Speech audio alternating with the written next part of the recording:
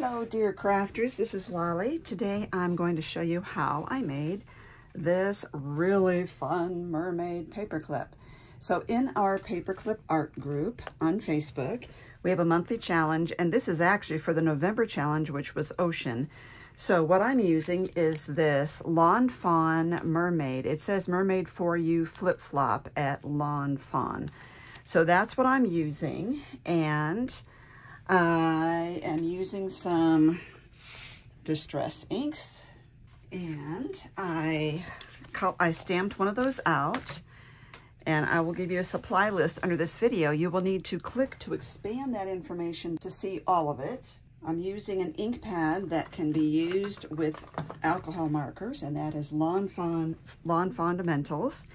And then I used my Silhouette Cameo to cut out a bunch of these. These are a file called Rope Frames, and I think I used about 8 of them on the first one. This is this pearlized cardstock from Tonic Studios, and it's called Caribbean Sea. I have one piece of Dura-lar, and then I have this anchor that I also cut out on Silhouette Design Studio. So I'm going to take my little brushes here, and I have 2 of the anchors glued together here for stability, and I'm just kind of coming through and kind of aging the anchor, especially like on one side. I'm going to use my Barely Art and glue that on top of the other anchors. So in Paperclip Art Group, we have a monthly theme. You don't have to do the theme if you don't want. And so that's how we got this theme for ocean in November, and the theme is just there for inspiration. So now we have that, and I also am going to blend on this to make it look more ocean-y. Is that a word, ocean-y? Okay, we're going to start with Mowed Lawn and just kind of come in on the top. And then we're going to Salty Ocean. Now, how perfect is that for an ocean theme? Oh, I love how this pearlized cardstock just blends so beautifully. Okay, I'm going to stamp using the same ink pad. I'm going to stamp the little water bubbles that came in the stamp set. And then I'm going to use this Arteza white gel pen. We use this at Creativation, and we're really impressed with it. Cindy and I thought it was a really great gel pen. I stopped what I was doing when I was crafting, and I went over to the Arteza people and said, "We love this gel pen."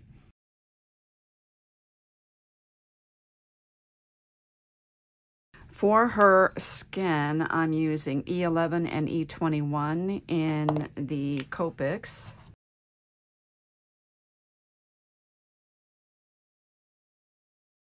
Now, one thing I noticed about this is I ended up putting, kind of like some seaweed looking things. What I did was I used really tiny rickrack to make it look like seaweed, and it was really cute, but then you couldn't see her adorable little mermaid tail. So I'm not going to do that anymore on this one. And then I have R20 to add a little bit of cheek there. All right, now let's get her colored in with BG49 and BG13 for her little outfit. And when I have such a small object I'm coloring in, I tend to only use 2 colors in my Copic. I really am not great about using 3 colors then. If I have a bigger surface that I'm coloring in, I will use the 3 colors and blend them together. Okay, and the other thing is these came with, I got the dies that match the stamp set, but they're the kind of dies that leave a tiny white border all the way around, and I didn't want that, so I hand cut or fussy cut her out. For the hair, I'm using E71 and E57.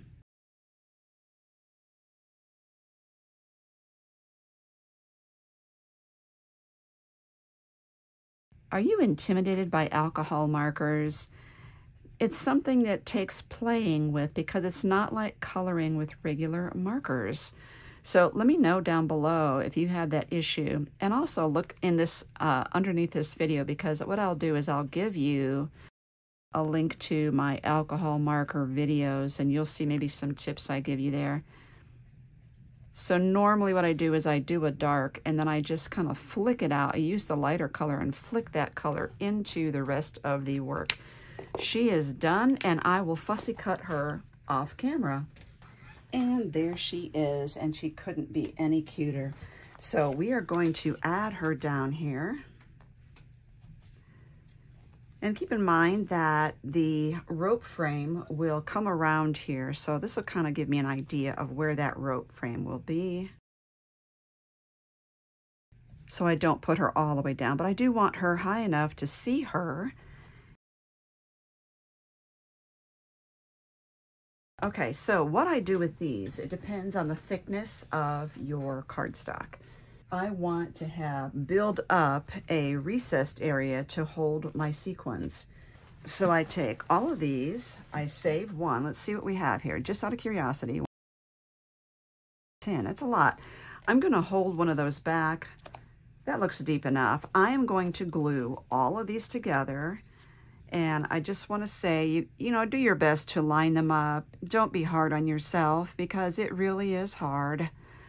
So when I take them, I hold one and I try to go around and line it up like this really well before I give it the smush. Okay, and then I just keep adding those up until I have all those, again, leaving one aside. Now I am going to glue these all together in a stack off camera. So we have all of those put together. Isn't that nice and chunky? Glue this down. Make sure you get a good seal all the way around and you're not missing any spots. I'm lining that up really well before I push that down. Now this is Dura-lar, which isn't actually an acetate. I know I call it that a lot. I'm sorry. This is the really thick Dura-lar, and what I love about it is you can use mixed media on it, you could paint on it, you could use colored pencil on it. It takes mixed media and wet media really well, but also you can use your Barely Art glue with it. But first we need to get some sequins in here. This is from Cartwright's. They are a great source for unusual sequins. These are just some little tiny blue flowers, itty bitty. I don't want to overdo it in there. And then I also have this holographic stuff from Recollections, which is Michael's brand, but I like the holographic. I think it makes it look more sea-ish. Again, making up words. So now we can put the acetate on there. Again, you make sure you get a seal. Don't skip anything. There shouldn't be any skips around here, but I only need one bead though, one nice line. I don't need to get too much or it'll squish completely out. How did I cut the the Dura-lar was I just laid one of these on the Dura-lar and cut around it. Now I don't want this shiny border there, so I'm going to add that. Remember that one frame that we reserved? I'll let you in on a secret. I am not zigzagging on purpose. That is my natural handshake. I have shaky hands and it shows up when I'm gluing, but I continue to craft and enjoy myself. Now I love it, and I could stop there or add the anchor and stop there, but I thought that I really wanted like a rope or a rope look, and everything I have is too thick. So I decided to use baker's twine and double it over. And I'm just going to cut some off. I need extra, I know. This is 24 inches. I'm going to start on this end by tying a knot. And cap my glue. And I'm going to use Fabri-Tac to adhere this to my project. So all I'm going to do is stick my finger in this and twist it round and round till I get it about where I want it. Now it'll curl up, but since I'm gluing it, it's not going to have that issue because this will hold it in place.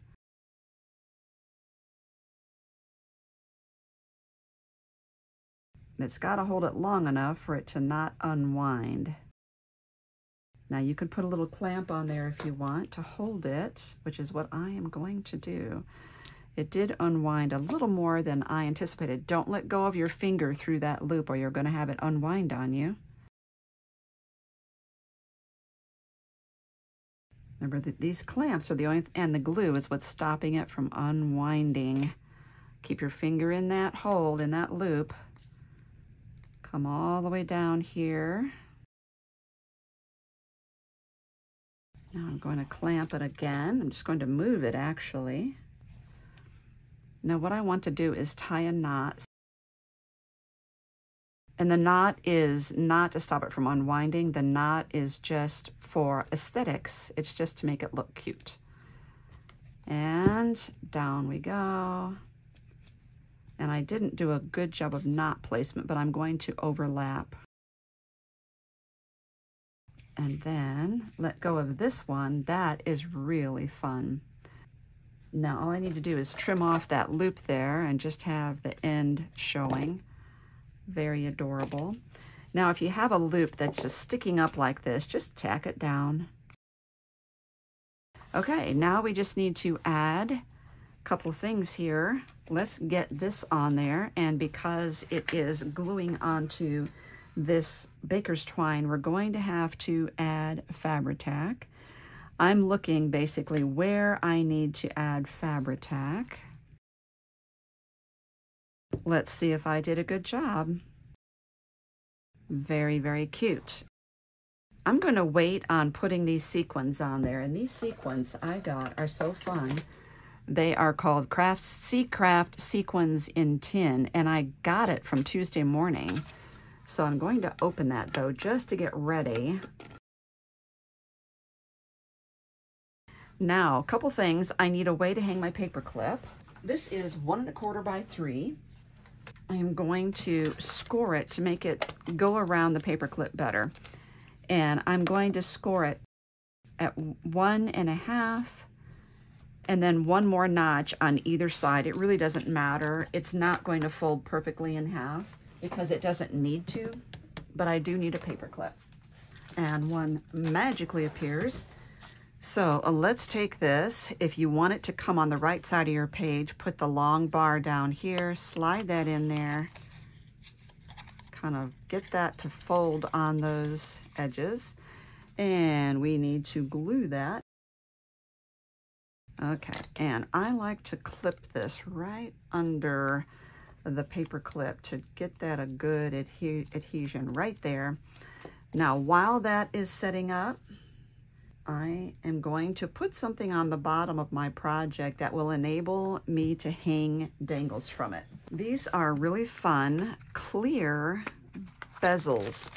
So if it's something that you can glue on another project, it's got a little round flat piece, and you can glue this on your project, and then it has a loop here so that you can attach all of your dangles. I have this little mermaid tail, and I got those from either Hobby Lobby or Michael's with their jewelry in the charm area, and I think it was Hobby Lobby, but I'm not 100% sure. But it will be easier for me to get this on if I do it before I glue it on there. So with a jump ring, I'm just going to twist it toward me, put it in there, and twist it away from me. Now you need a good permanent glue. I can flip this over now, and I'm using Beacon Power Tack. Whoops, don't use hot glue. Now we live in an area with low air pressure, and so when I first open a tube, I'm going to see all this explosion going on here. It's not the manufacturer's fault. I'll put a little dab on there and let this burp out a while, and then put that down. All right, so this needs to set up, especially because I have glue sticking out the back. But in the meantime, I can go ahead and put this on my project. Now this is flip over, this is attaching. I'm going to line this up on my grid and see if I think that's pretty good. Flip it over. Oops, I got the glue too high. Rub that off while you can. Now we're going to let this set up. Okay, that's good enough that I can turn it around and play with it. I'm going to have to trim this, I can tell, because it's in the way of what I want to accomplish. There we go. Now I added a little bit of ribbon to this. You could just see that knot under there. And I have that 1/8 inch wide ribbon. And I'm going to put that around the little stem of that clear bezel. And I'm just going to do a double knot on it, or a square knot, I should say. Left over right, right over left.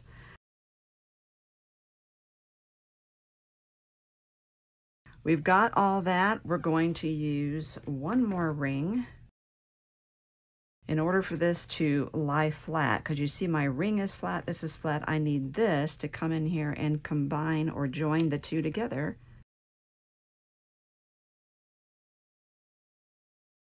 And now we're going to use gem tack to adhere some of the sequins at the bottom here. So let's see, we'll put that there. My knots are a little lower this time. That's going to cause me a little bit of difficulty doing what I did last time, but this is the jewel picker. This is a really handy tool. I want to flip that sequins around. It's a shell. I'm going to flip that around to where it's facing the way I need it. And let's add some blue.